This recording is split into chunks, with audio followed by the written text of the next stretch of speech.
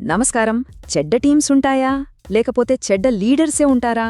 వినడానికి చాలా చిన్న ప్రశ్నలా అనిపిస్తుంది కదూ. కానీ ఇందులో ఒక పెద్ద లీడర్షిప్ సీక్రెట్ దాగి ఉంది. ఈరోజు మనం ఆ సీక్రెట్ని తెలుసుకోబోతున్నాం. రండి స్టార్ట్ చేద్దాం. అవును, ఈ మాట ఎక్కడో విన్నట్టే అనిపిస్తోంది కదా, నా టీం అస్సలు పనికిరాదు అని.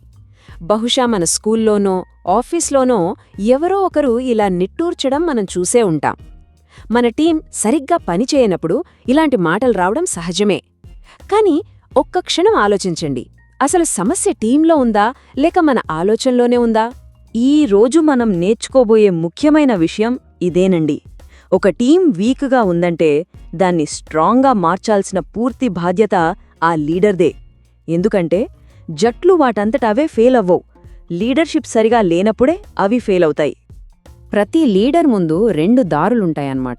ఒకటి టీంని నిర్మించే దారి, రెండోది టీంని నాశనం చేసే దారి.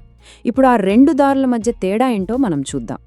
చూడండి, నాశనం చేసేవాళ్లు ఎలా ఉంటారంటే, వాళ్ళు ఎప్పుడూ తమ తప్పు ఒప్పుకోరు, ఎప్పుడూ వేరే వాళ్ల మీదే నింద వేస్తారు.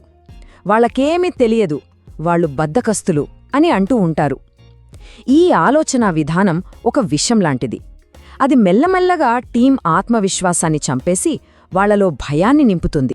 దీనికి కంప్లీట్గా ఆపోజిట్ ఒక బిల్డర్, అంటే నిర్మించే లీడర్ ఎలా ఆలోచిస్తాడో చూడండి. తను సమస్యను చూసి నేను వీళ్లకి ఎలా సహాయపడగలను అని ఆలోచిస్తాడు. నేను వీరికి ట్రైనింగ్ ఇవ్వాలి, నేను వీరికి సపోర్ట్గా నిలబడాలి అని బాధ్యత తీసుకుంటాడు. ఈ ఆలోచనే నమ్మకాన్ని, గౌరవాన్ని పెంచి టీంని ఒక కుటుంబంలా బలంగా మారుస్తుంది. సరే, ఇప్పుడు థియరీస్ పక్కన పెట్టి ఈ రెండు దారులు మన రియల్ లైఫ్లో ఎలా ఉంటాయో చూపించడానికి కొన్ని సింపుల్ స్టోరీస్ చూద్దాం. మనందరికీ తెలిసిన కథలేవి.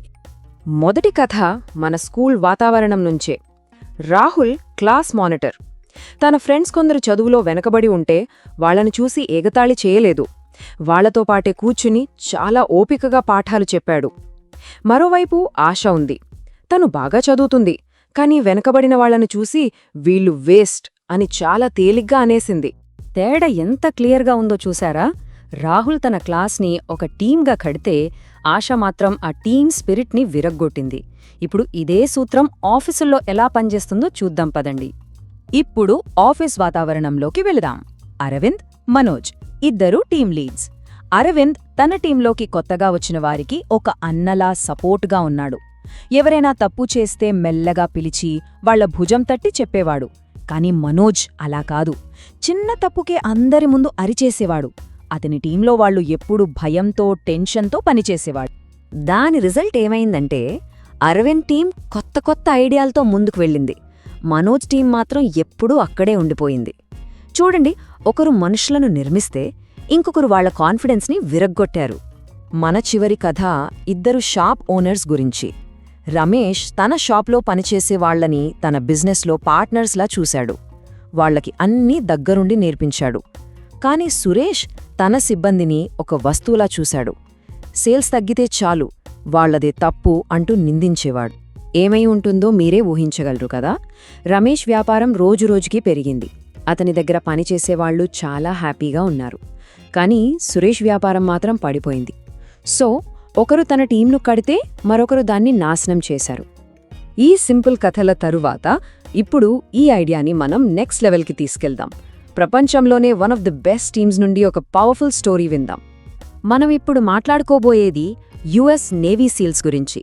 వీళ్ళు మామూలు సైనికులు కాదు, ప్రపంచంలోనే అత్యంత కఠినమైన శిక్షణ తీసుకున్న యోధులు. ప్రాణాలకు తెగించి టీంగా పనిచేయడమే వాళ్ల జీవితం. అలాంటి చోట ఈ లీడర్షిప్ ప్రిన్సిపల్ ఎలా పనిచేస్తుందో చూస్తే మనకు చాలా ఆశ్చర్యం వేస్తుంది. బెస్ట్ టీమ్స్ కూడా కొన్నిసార్లు స్ట్రగుల్ అవుతాయి. అలాగే ఒక సీల్స్ యూనిట్ కంటిన్యూస్గా వాళ్ల మిషన్స్లో ఫెయిల్ అవుతోంది. అందరికీ టెన్షన్ మొదలైంది. ఎందుకిలా జరుగుతుందో ఎవ్వరికీ అర్థం కాలేదు. ఇక్కడే అసలైన లీడర్షిప్ అంటే ఏంటో మనకు కనిపిస్తుంది.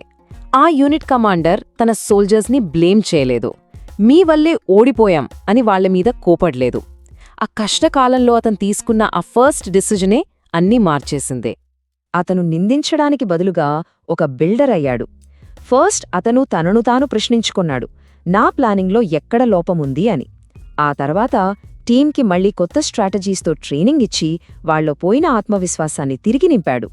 దీన్నే ఎక్స్ట్రీమ్ ఓనర్షిప్ అంటారు. అంటే సింపుల్గా చెప్పాలంటే టీం సక్సెస్ అయినా ఫెయిల్యూర్ అయినా ప్రతిదానికి పూర్తి బాధ్యత లీడర్దే. ఎప్పుడైతే ఒక లీడర్ ఈ బాధ్యతను తీసుకుంటాడో అప్పుడు ఆ టీంని ఎవ్వరూ ఆపలేరు. సరే, ఇంత పవర్ఫుల్ లెసన్ నేర్చుకున్నాం కదా, ఇప్పుడు దీన్ని మన జీవితానికి అప్లై చేసుకుందాం. ఒక్క క్షణం మన గురించి మనం ఆలోచించుకుందాం. ఒక్కసారి నిజాయితీగా ఆలోచించండి. మనం ఎప్పుడైనా మన ఫ్రెండ్స్ని గానీ, టీం మెంబర్స్ని గానీ, లేదా మన ఇంట్లో వాళ్ళని గానీ వాళ్ళ తప్పులకి నిందించామా? వాళ్ళకి హెల్ప్ చేయడానికి బదులుగా చాలా ఈజీగా వాళ్ల మీద బ్లేమ్ వేశామా? ఇప్పుడు భవిష్యత్తు గురించి ఆలోచిద్దాం. ఈరోజు మనం ఎవరికైనా చిన్న హెల్ప్ చేయగలమా? మనకంటే చిన్నవాళ్లకి ఏదైనా ఓపికగా నేర్పించగలమా? లేదా మనతో పనిచేసేవాళ్లకి ఒక చిన్న మాటతో నేనున్నాను అని ధైర్యం ఇవ్వగలమా? సో మనం ఎలాంటి వాళ్లగా ఉండాలనుకుంటున్నామో డిసైడ్ చేసుకోవాల్సిన సమయం ఇది. మనం ఇతరులను నిర్మించే బిల్డర్స్గా ఉండాలనుకుంటున్నామా, లేక వాళ్లని విరగ్గొట్టే బ్రేకర్స్గా ఉండాలనుకుంటున్నామా? ఈ మొత్తం పాఠాన్ని ఈ ఒక్క వాక్యం ఎంత అద్భుతంగా చెప్పిందో కదూ! ప్రజలు దారి తప్పుతున్నారంటే దాని అర్థం నాయకుడు మేల్కోవాల్సిన సమయం వచ్చిందని. మనమందరం మన జీవితంలో ఏదో ఒక చోట లీడర్సే కాబట్టి ఇతరులను నిందించడం ఆపి వారిని నిర్మించడానికి ప్రయత్నిద్దాం. గుర్తుంచుకోండి, రోజూ నేర్చుకునే ఒక చిన్న పాఠం ఏదో ఒక రోజు మనల్ని ఒక పెద్ద విజయం వైపు నడిపిస్తుంది. ధన్యవాదాలు.